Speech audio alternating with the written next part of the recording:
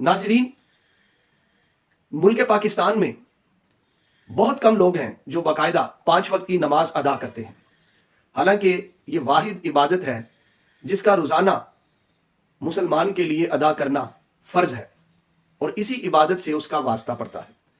اگر آپ زکوٰۃ دیکھیں تو وہ صاحب نصاب کے لیے فرض ہے، حج دیکھیں تو وہ صاحب استطاعت کے لیے، روزہ سال میں 1 مہینہ رمضان کا، اس میں روزے جیسی عبادت سے واسطہ پڑتا ہے۔ آج آ کے نماز اہم عبادت ہے ایک مسلمان کے لیے، جس کو اس نے روزانہ دن میں 5 مرتبہ ادا کرنا ہے۔ آج ہم نماز کا معنی و مفہوم اور قرآن و حدیث کی روشنی میں اس پر بات کر کے اس کا اختتام کریں گے۔ نماز فارسی زبان کا لفظ ہے، عربی میں اس کو صلاۃ کہتے ہیں، جس کا مطلب ہے تسبیح کرنا، دعا کرنا یا رحمت۔ اس کے بہت سے معنی ہیں، جن میں سے چند ایک میں نے آپ کو بتائے۔ اسی طرح اس کا مفہوم ہے کہ نماز ایک ایسی جسمانی عبادت ہے جسے نبی اکرم صلی اللہ علیہ وسلم نے ایک خاص انداز اور طریقے کے ساتھ ادا کیا، اور وہ طریقہ اپنی امت کو بھی سکھایا۔ یہ نماز کا معنی و مفہوم تھا۔ اس کے بعد ہم آتے ہیں نماز قرآن کی روشنی میں۔ اگر آپ دیکھیں تو آیت کریمہ ہے، اللہ تعالیٰ نے ارشاد فرمایا استعینوا بالصبر والصلاۃ، کہ مومنوں مجھ سے نماز اور صبر کے ذریعے مدد طلب کیا کرو۔ تو 2 اعمال اللہ نے وہ بتائے، ایک صبر کرنا اور دوسرا نماز ادا کرنا۔ ان 2 اعمال کے ذریعے اللہ تعالیٰ اپنے بندے کی مدد فرماتا ہے۔ اور ایک مقام پر اگر آپ دیکھیں، قرآن مجید کا وہ حصہ بن گیا کہ جب دوزخی دوزخ میں ہوں گے اور جنت والے جنت میں ہوں گے، تو جنت والے دوزخیوں سے پوچھیں گے کہ تم آج دوزخ میں کس وجہ سے ہو؟ تو وہ اس وقت کہیں گے قالوا لم نک من المصلین، کہ آج ہم دوزخ میں اس وجہ سے ہیں کہ ہم نماز ادا نہیں کرتے تھے۔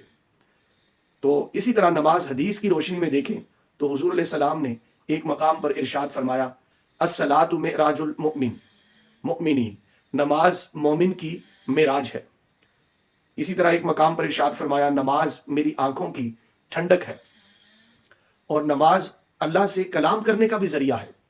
آپ دیکھیں کہ یہ جتنی عبادات ہیں ارکان اسلام میں، نماز، روزہ یا حج، زکوٰۃ، آپ سب کو اس میں مجازی محبت کا رنگ بھی نظر آئے گا۔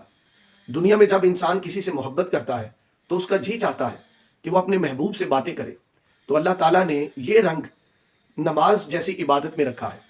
اور حدیث کے مفہوم کے مطابق نماز اللہ سے کلام کرنے کا ذریعہ ہے، کہ جب ہم نماز پڑھتے ہیں گویا ہم چپکے چپکے اپنے رب سے ہم کلام ہوتے ہیں۔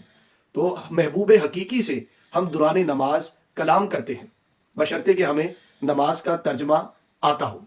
اسی طرح مجازی محبت میں ایک سٹیج یہ بھی آتی ہے کہ بندہ محبوب کی خاطر کھانا پینا چھوڑ دیتا ہے۔ اللہ نے یہ رنگ رمضان میں روزے جیسی عبادت کے اندر رکھا ہے کہ محبوب حقیقی کی خاطر ہم کھانا پینا چھوڑ دیتے ہیں۔ اسی طرح مجازی محبت میں ایک سٹیج یہ بھی آتی ہے کہ بندہ اس کا جی چاہتا ہے کہ محبوب کے لیے سب کچھ قربان کر دوں، چاہے وہ مال و دولت ہی کیوں نہ ہو۔ یہ رنگ اللہ تعالیٰ نے زکوٰۃ جیسی عبادت میں رکھا کہ ہم محبوب حقیقی کی خاطر سب کچھ قربان کرنے کے لیے تیار ہوتے ہیں، چاہے وہ مال و اسباب یا دولت ہی کیوں نہ ہو۔ اسی طرح ایک مجازی محبت میں یہ رنگ بھی نظر آتا ہے، اس کے ارد گرد رہنا، اس کے گھر کے قریب رہنا اچھا لگتا ہے۔ تو حقیقی محبت میں بھی ہم خانہ کعبہ کا طواف کرتے ہیں۔ تو یہ نماز بالخصوص ایک ایسی عبادت ہے کہ اگر ہم یہ ادا کریں گے تو اللہ تعالیٰ کی خوشنودی حاصل ہوگی۔ آخر میں ایک چھوٹا سا واقعہ گوش گزار کر کے اجازت چاہوں گا کہ حضرت بابا فرید الدین گنج شکر رحمۃ اللہ علیہ، جب انہوں نے اپنی والدہ سے پوچھا، عرض کیا کہ والدہ ماجدہ، میں نے جب سے ہوش سنبھالا ہے، ہوش سنبھالنے سے لے کر اب تک کبھی بھی نماز تہجد قضا نہیں کی۔ پنجگانہ نماز تو پڑھی ہی ہے، مگر نماز تہجد بھی ترک نہیں کی، وہ بھی ادا کی ہے۔ تو اس پر ان کی والدہ نے کہا کہ فرید، اس میں آپ کا کمال نہیں، بلکہ یہ میرے اس دودھ کا کمال ہے جو ہمیشہ آپ کو باوضو ہو کر پلایا ہے۔ تو بس میں یہ درخواست کروں گا کہ اللہ تعالیٰ ہم سب کو پنجگانہ نماز پڑھنے کی توفیق عطا فرمائے اور با جماعت نماز پڑھنے کی توفیق عطا فرمائے۔ اور یہ عبادات میں سب سے اہم عبادت ہے، اور اسی کے ذریعے ہم اپنے رب کو راضی کر سکتے ہیں۔ اللہ تعالیٰ ہم سب کا حامی و ناصر ہو۔ والسلام، اللہ حافظ۔